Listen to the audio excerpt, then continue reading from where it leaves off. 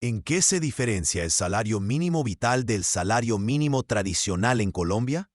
La definición del salario mínimo para 2026 volvió a poner sobre la mesa un concepto poco habitual en la discusión pública en Colombia: el salario mínimo vital. El tema tomó relevancia luego de que el gobierno nacional anunciara que el incremento será fijado por decreto, tras no alcanzarse un acuerdo en la mesa de concertación salarial. A partir de ese escenario, se abrió una discusión sobre cómo se determina el ingreso básico de los trabajadores y qué necesidades debe cubrir. Lea también: ¿el aumento del salario mínimo obliga a subir los salarios superiores? Esto dice la ley. El salario mínimo como referencia legal. El salario mínimo es el ingreso que, por ley, debe recibir un trabajador por su jornada laboral, según los documentos de la Organización Internacional del Trabajo.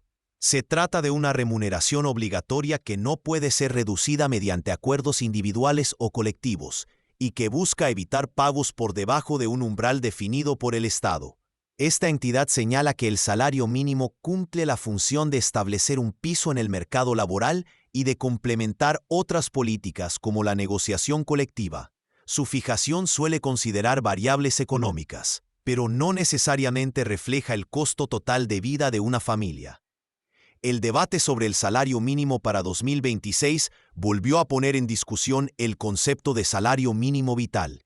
Crédito Camila Díaz, la FM, el salario mínimo vital y las necesidades básicas. El salario mínimo vital, de acuerdo con la información de la Organización Internacional del Trabajo y de la Agencia de Información Laboral, se entiende como el ingreso necesario para que una persona o un hogar pueda cubrir sus necesidades básicas. Entre estas se incluyen gastos como alimentación, vivienda, servicios públicos, salud y educación. Lea también: Salario Mínimo Vital 2026. ¿Cuánto pagaré de salud y pensión si aumento es del 12%? La Agencia de Información Laboral expone que este ha sido desarrollado por la Corte Constitucional como una garantía derivada del Estado Social de Derecho. En este enfoque, el ingreso no se limita a un monto legal, sino que se relaciona con la capacidad real de atender la canasta básica. La distancia entre ambos conceptos. Uno de los ejes del debate es la brecha entre el salario mínimo vigente y el salario mínimo vital.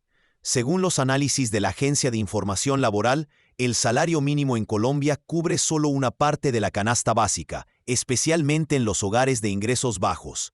La diferencia entre salario mínimo y salario mínimo vital centra la discusión sobre el ingreso básico en Colombia.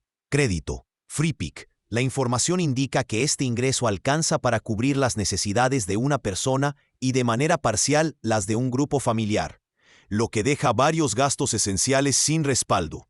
Esta diferencia explica por qué el concepto de mínimo vital aparece en la discusión salarial. El impacto de precios e impuestos. Tanto la Organización Internacional del Trabajo como la Agencia de Información Laboral coinciden en que el valor real del salario no depende únicamente de su aumento anual. Factores como los impuestos indirectos y el comportamiento de los precios regulados influyen en la capacidad de compra de los trabajadores. En los hogares que dependen del salario mínimo, los servicios públicos y los alimentos representan una parte significativa del gasto mensual. Cuando estos costos aumentan por encima del incremento salarial, la distancia frente al mínimo vital se amplía. Lea también: mujeres tendrán menos semanas para pensionarse. Así aplicará el cambio desde 2026. La fijación del salario mínimo por decreto reabrió el análisis sobre cómo se calcula el ingreso de los trabajadores. Crédito Freepik. La decisión de fijar el salario mínimo por decreto para 2026 reactivó una discusión que va más allá del porcentaje de aumento. Los documentos de la Organización Internacional del Trabajo señalan que, a nivel internacional, el debate salarial está ligado a la capacidad del ingreso para cubrir las necesidades básicas de los trabajadores y sus familias, un enfoque que en Colombia vuelve a ocupar un lugar central.